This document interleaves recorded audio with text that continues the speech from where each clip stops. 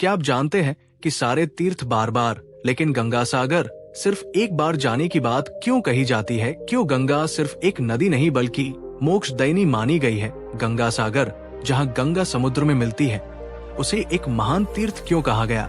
इसके पीछे एक प्राचीन और अद्भुत पौराणिक कथा छिपी है, जिसे बहुत कम लोग जानते हैं। इस वीडियो में हम आपको गंगा सागर तीर्थ के महत्व के साथ साथ इस प्रसिद्ध कहावत सारे तीर्थ बार बार गंगा सागर एक बार के पीछे छिपे रहस्य से भी रूबरू कराएंगे।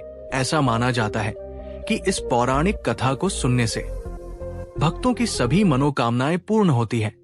इसलिए इस वीडियो को अंत तक देखें, इसे अपने दोस्तों के साथ साझा करें और कमेंट बॉक्स में सभी माता के भक्त हर हर गंगे अवश्य लिखें। नमस्कार दोस्तों, गंगा सागर भारत के तीर्थों में एक महातीर्थ माना जाता है, क्योंकि यही वो पवित्र स्थान है जहां गंगा माता सागर से मिलती है। मान्यता है कि इसी स्थान पर राजा सगर के 600 हज पुत्रों को मोक्ष की प्राप्ति हुई थी। यहाँ मकर संक्रांति के अवसर पर एक विशाल मेले का आयोजन किया जाता है, जहां लाखों श्रद्धालु पवित्र गंगा स्नान के लिए एकत्र होते हैं। मान्यता है कि इस दिन गंगा सागर में स्नान करने से 100 अश्वमेध यज्ञ और 1000 गाव दान करने के बराबर पुण्य फल की प्राप्ति होती है। भारत की नदियों में सबसे पवित्र मानी जाने वाली गंगा नदी गंगोत्री से निकलकर कई राज्यों से होती हुई पश्चिम बंगाल पहुंचती है, जहां वह सागर में विलीन हो जाती है। गंगा और सागर के इस पावन संगम स्थल को ही गंगा सागर कहा जाता है। इसे सागर द्वीप भी कहा जाता है और ये भारत में आयोजित होने वाले सबसे बड़े मेलों में से एक है। गंगा सागर मेले के लिए सदियों से विश्व विख्यात है हिंदू धर्म ग्रंथों में इस पवित्र स्थल का उल्लेख मोक्ष धाम के रूप में किया गया है, जहाँ स्नान व दर्शन से मुक्ति प्राप्त होती है। मकर संक्रांति के अवसर पर दुनिया भर से लाखों श्रद्धालु मोक्ष की कामना लेकर गंगा सागर आते हैं और सागर संगम में पुण्य की डुबकी लगाते हैं। पश्चिम बंगाल के दक्षिण 24 परगना जिले में स्थित इस पवित्र तीर्थ स्थल पर कपिल मुनि का प्रसिद्ध मंदिर भी है। कपिल मुनि ने भगवान राम के पूर्वज और इक्ष्वाकु वंश के राजा सगर के 600 हज पुत्रों का उद्धार किया था। मान्यता है कि मकर संक्रांति पर गंगा सागर में स्नान करने से मोक्ष का मार्ग प्रशस्त होता है और ये तीर्थ यात्रा सैकड़ों तीर्थों की यात्रा के समान पुण्य प्रदान करती है। दोस्तों, कहा जाता है कि हर कोई गंगा सागर की यात्रा नहीं कर पाता और यही सत्य एक प्रसिद्ध लोक कहावत में प्रकट होता है, सारे तीर्थ बार बार गंगा सागर एक बार। हालांकि ये कहावत उस दौर की है जब गंगा सागर पहुंचना अत्यंत कठिन हुआ करता था और इसे एक दुर्लभ तीर्थ यात्रा माना जाता था। लेकिन आधुनिक परिवहन और संचार सुविधाओं के विकास के कारण अब यहाँ आना कहीं अधिक सुगम और सुलभ हो गया है। ऐसी मान्यता है कि ऋषि मुनियों के लिए गृहस्थ आश्रम या पारिवारिक जीवन वर्जित होता है, लेकिन भगवान विष्णु के अनुरोध पर कंदर्भ ऋषि, जो कपिल मुनि के पिता थे, उन्होंने गृहस्थ जीवन स्वीकार किया। हालांकि उन्होंने इसके लिए एक शर्त रखी कि भगवान विष्णु को उनके पुत्र के रूप में अवतरित होना होगा। भगवान विष्णु ने ये शर्त स्वीकार कर कपिल मुनि के रूप में जन्म लिया, इसलिए उन्हें भगवान विष्णु का अवतार माना जाता है। आगे चलकर गंगा और सागर के संगम स्थल पर कपिल मुनि ने अपना आश्रम स्थापित किया और घोर तपस्या करने लगे। इसी दौरान राजा सगर ने अश्वमेध यज्ञ का आयोजन किया। इस यज्ञ की परंपरा के अनुसार यज्ञ के अश्व को स्वतंत्र रूप से छोड़ दिया गया और वे विभिन्न राज से होकर गुजरने लगे। प्रथा के अनुसार जिन राज्यों से ये अश्व गुजरते, उन्हें राजा सगर की अधीनता स्वीकार करनी पड़ती।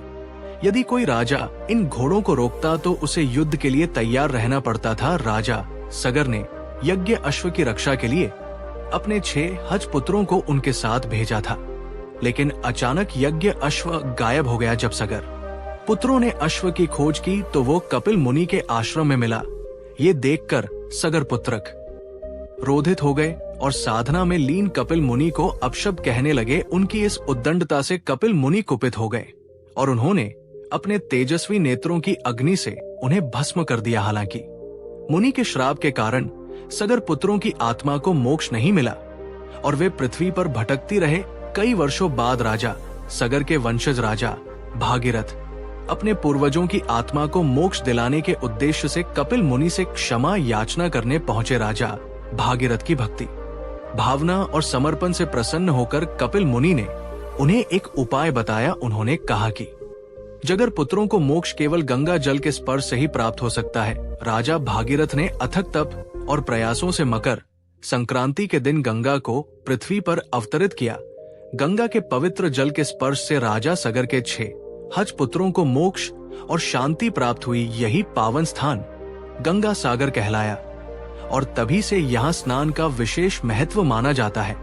गंगा सागर मेला पश्चिम बंगाल में आयोजित होने वाले सबसे बड़े धार्मिक मेलों में से एक माना जाता है। ये मेला कोलकाता के निकट हुगली नदी के तट पर उस पवित्र स्थान पर आयोजित किया जाता है जहां गंगा बंगाल की खाड़ी में समाहित होती है। इसी कारण इस मेले को गंगा सागर मेला कहा जाता है। ये विक्रम संवत के अनुसार हर वर्ष पौष मास के अंतिम दिन आयोजित होता है। ये दिन मकर संक्रांति का होता है जब सूर्य मकर राशि में प्रवेश करता है। दोस्तों, सुंदरवन निकट होने के कारण गंगा सागर मेले को हर वर्ष कई प्राकृतिक चुनौतियों का सामना करना पड़ता है। तूफान, ऊंची लहरें और बदलते मौसम की विषम परिस्थितियां मेले के आयोजन में बाधाएं उत्पन्न करती हैं, लेकिन श्रद्धा और परंपरा के आगे ये सारी बाधाएं नगण्य हो जाती है। गंगा के सागर में मिलने के इस पावन संगम स्थल पर करना अत्यंत शुभ और पवित्र माना जाता है। गंगा सागर संगम पर श्रद्धालु समुद्र देवता को नारियल और यज्ञोपवीत अर्पित कर उनकी पूजा करते हैं। साथ ही समुद्र में पिंड दान और तर्पण कर अपने पितरों को जल अर्पित करना शुभ माना जाता है। शास्त्रों में गंगा सागर में स्नान और दान का विशेष महत्व विस्तार से बताया गया है। मान्यता है कि यहाँ किया गया स्नान और दान 100 अश्वमेध यज्ञ के समान पुण्य फल प्रदान करता है और मोक्ष की प्राप्ति का मार्ग प्रशस्त करता है। स्थानीय मान्यताओं के अनुसार जो युवतियां गंगा सागर में स्नान करती हैं, उन्हें अपनी इच्छानुसार वर प्राप्त होता है और युवकों को स्वैच्छिक वधु मिलने का आशीर्वाद मिलता है। स्नान और अनुष्ठान संपन्न करने के बाद सभी श्रद्धालु कपिल मुनि के आश्रम की ओर प्रस्थान करते हैं और श्रद्धा भाव से उनकी मूर्ति की पूजा अर्चना करते हैं। इस पवित्र मंदिर में गंगा देवी, कपिल मुनि और राजा भागीरथ की मूर्तियां स्थापित हैं, जिनके दर्शन से भक्तगण स्वयं को धन्य मानते हैं। तो दोस्तों, गंगा सागर तीर्थ की इस अद्भुत कथा ने हमें ये समझाया कि क्यों इसे मोक्ष धाम कहा जाता है और क्यों ये कहावत सारे तीर्थ बार बार गंगा सागर एक बार इतनी प्रसिद्ध है।